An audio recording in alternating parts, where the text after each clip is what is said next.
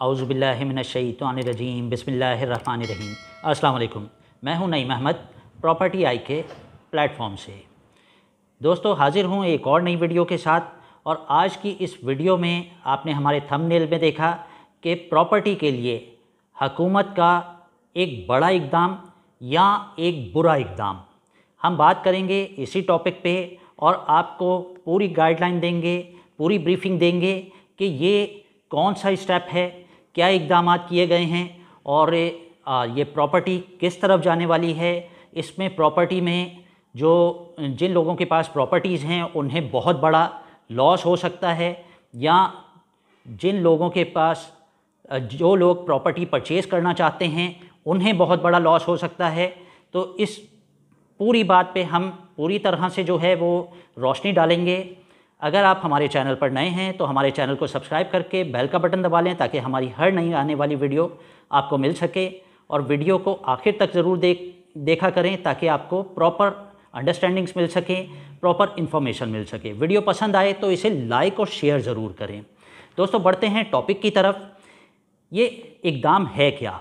जैसा कि कुछ दिन से आप लोगों को बहुत सारी न्यूज़, बहुत सारी र्यूमर्स, बहुत सारी उसमें डिस्कशंस सुनने को मिल रहे होंगे कि हुकूमत सिंध ने जो है एक ऐसा फ़ैसला किया है और ये केयर टेकर गवर्नमेंट का डिसीजन है जिसमें सिंध भर में नई तामीरात को बैन कर दिया गया है। उसमें लीगल इलीगल हर तरह की तामीरात को बैन करने की बातें सुनने में आ रही हैं।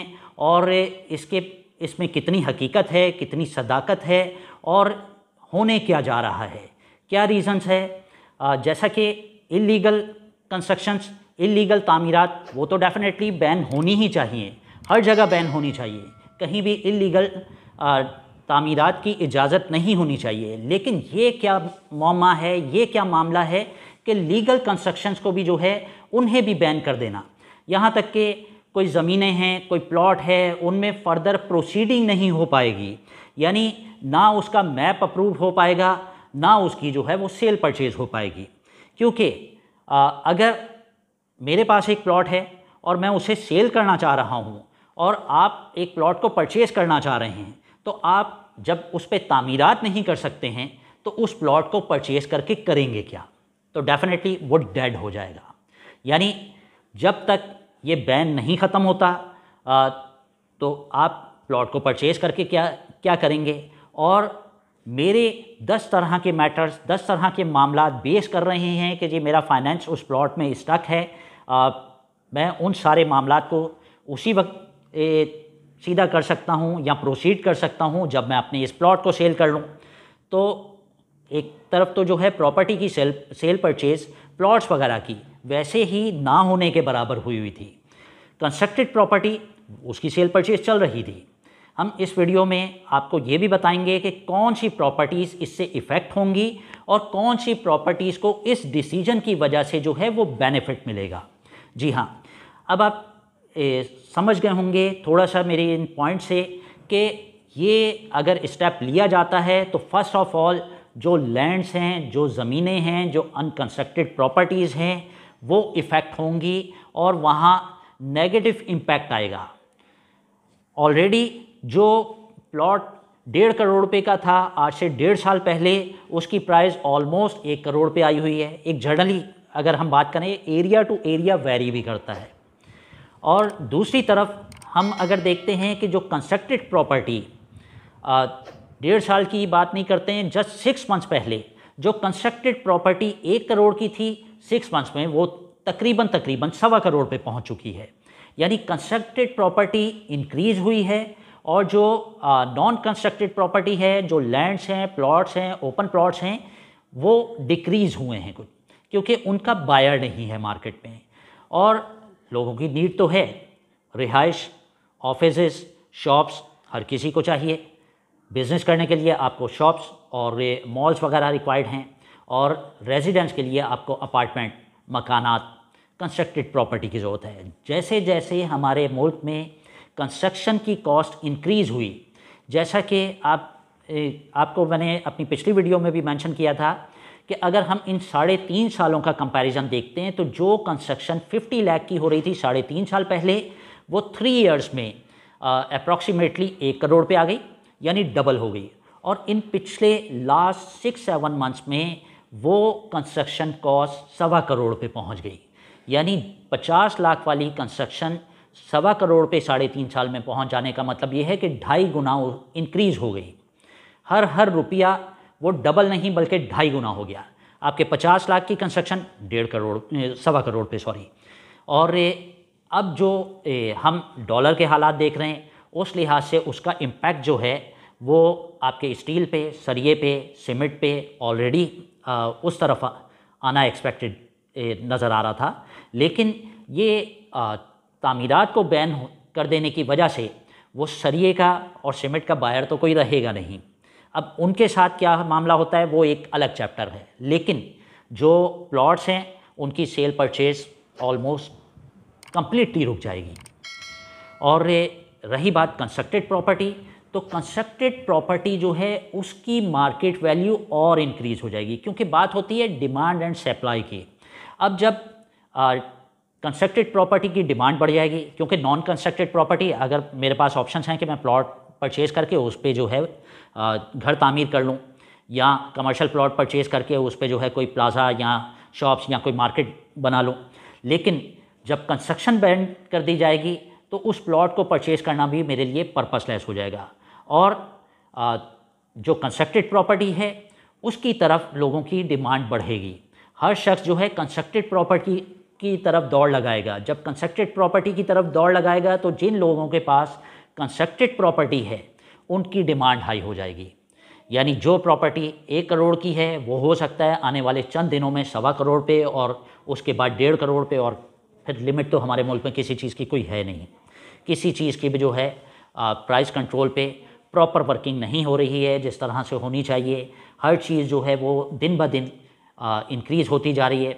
अब रही सही कसर जो प्रॉपर्टी में रह गई थी, अब हम उस तरफ भी देख रहे हैं कि ये जो स्टेप लिया जा रहा है। अच्छा, ये स्टेप क्यों लिया जा रहा है ये भी मैं आपको थोड़ा सा ब्रीफ करता चलूँ। ये स्टेप इसलिए लिया जा रहा है कि हमारे मुल्क में, हमारे सूबे में, हमारे शहर में जो गैर कानूनी तामीरात हैं उनकी एक भरमार होती जा रही थी। यानी जो इलीगल कंस्ट्रक्शन है, चाइना कटिंग का एक मामला वो अरसे से पेंडिंग पड़ा है। चाइना कटिंग पे कोई प्रॉपर जो है वो डिसीजन नहीं हो पाया, कोई उस पर एक्शन और स्टेप नहीं लिया जा सका। नेस्ला टावर उसकी मिसाल हम सबके सामने है, लेकिन एक टावर डिमोलिश कर देने से क्या होता है हमारे मुल्क में। बल्कि हम इसी शहर की बात करें, अगर जिस शहर में नेस्ला टावर, या हम उस जोन की ही बात करें, तो बेशुमार बेतहाशा इलीगल तामीरात और इलीगल प्रॉपर्टीज़ बेशुमार और भी होंगी, लेकिन उन पे एक्शन नहीं हो पाया। जो हमारा मास्टर प्लान है, जो लीगल जो मैप है, उसके अकॉर्डिंगली शहर डेवलप हो तो सबको फ़ायदा होता है। उसकी प्लानिंग होती है, उसका एक सिस्टम होता है। तो हमारे शहर का, हमारे सूबे का, हमारे मुल्क का इंफ्रास्ट्रक्चर बदल चुका है, बल्कि बिगड़ चुका है। और उससे जो है वो हमारी सारी की सारी आवाम जो है वो इफ़ेक्ट हो रही है, क्योंकि पानी की शॉर्टेज हो जाना, इलेक्ट्रिक की शॉर्टेज हो जाना, गैस की शॉर्टेज हो जाना, सेवरेज लाइन वो एक बहुत बड़ा इशू। अगर एक जगह पे एक आबादी, एक एक्सपेक्टेड पॉपुलेशन के अकॉर्डिंगली सेवरेज लाइन्स इंस्टॉल की गई हैं और वहाँ पॉपुलेशन जो है उससे 10 टाइम्स ज़्यादा हो जाती है, इस तरह की कंस्ट्रक्शन कर दी जाती है कि 10 गुना ज़्यादा लोग वहाँ रेजिडेंस इख्तियार कर लें और बिज़नेस करने लगें, तो डेफिनेटली वो सीवरेज की लाइन जो है वो शॉर्ट पड़ेगी। इसी तरह से पानी की लाइन है तो वो शॉर्ट पड़ेगी। इसी तरह से बिजली का इंफ्रास्ट्रक्चर है, इसी तरह से गैस है। यानी जो हमारी बेसिक नीड्स हैं, जो यूटिलिटीज़ हैं, वो सब जो है वो सिस्टम तहस नहस होकर रह जाएगा। इवन के पार्किंग के इश्यूज़, ट्रैफिक जैम के इश्यूज़ और रोड्स के साइज़ के इश्यूज़, हर तरह का जो है वो इशू बढ़ने लगता है। तो एक तरफ देखा जाए तो ये स्टेप पॉजिटिव है, पॉजिटिव साइन है, लेकिन इसमें जो है हमारे ये गवर्नमेंट को देखना पड़ेगा, देखना चाहिए कि इससे इफ़ेक्ट क्या हो रहा है। जब हमारी कंस्ट्रक्शन इंडस्ट्री चलती है तो हमारी 40 तकरीबन और इंडस्ट्रीज़ उसके साथ चलना शुरू हो जाती हैं, को इंडस्ट्रीज़ जो हैं। और जब कंस्ट्रक्शन बंद होती है तो ऑलमोस्ट वो 40 इंडस्ट्रीज़ जो है वो इफ़ेक्ट हो जाती हैं। इसके अलावा हमारे जो रोज़गार के मौके हैं, जो हमारी लेबर है डेली वेजेस वाली या कॉन्ट्रैक्ट बेस या मंथली बेसिस वाली, वो सारे इफ़ेक्ट हो जाएंगे, जॉब्स कम हो जाएंगी। जो हमारे मुल्क में एक महंगाई का तूफ़ान है और पैसे का बहरान या फुकदान है, तो उन चीज़ों को भी देखना पड़ेगा कि उन सारी चीज़ों को किस तरह से मैनेज किया जाए, किस तरह से हमारे मुल्क में जो है फ़ॉरेन फाइनेंस, फ़ॉरेन इन्वेस्टमेंट भी लाई जाए। अगर प्रोजेक्ट्स होंगे तो इन्वेस्टमेंट्स आएंगी, और अगर प्रोजेक्ट्स ही नहीं होंगे तो इन्वेस्टमेंट कैसे आएगी। अगर प्रोजेक्ट्स होंगे तो वो सारी जॉब्स और वो सैलरीज़ और वो सिस्टम वो सब चलेगा। अगर प्रोजेक्ट्स होंगे तो वो इंडस्ट्रीज चलेंगी, और अगर वो प्रोजेक्ट्स नहीं होंगे तो ये सारी की सारी चीज़ें रुक के रह जाएंगी, ठप हो जाएंगी, और इसका बहुत बड़ा लॉस जो है वो हमारी कौम को और मुल्क को हो सकता है। तो इससे बहुत जल्द से जल्द, बल्कि मेरी ये रिक्वेस्ट भी है, दरख्वास्त है कि हमारी गवर्नमेंट जो है इस पे नज़रसानी करे, देखे कि कौन सी तामीरात लीगल हैं और कौन सी इल्लीगल हैं, और उन्हें सेग्रीगेट करके जो लीगल तामीरात हैं, यानी कहते हैं ना कि आटे के साथ घुन भी पिसता है, तो यहाँ जो है वो इल्लीगल को बैन करने के चक्कर में लीगल को भी बैन करना पड़ रहा है। लेकिन बहुत जल्द से जल्द जो है इसे रिज़ॉल्व किया जाए, इस मैटर को।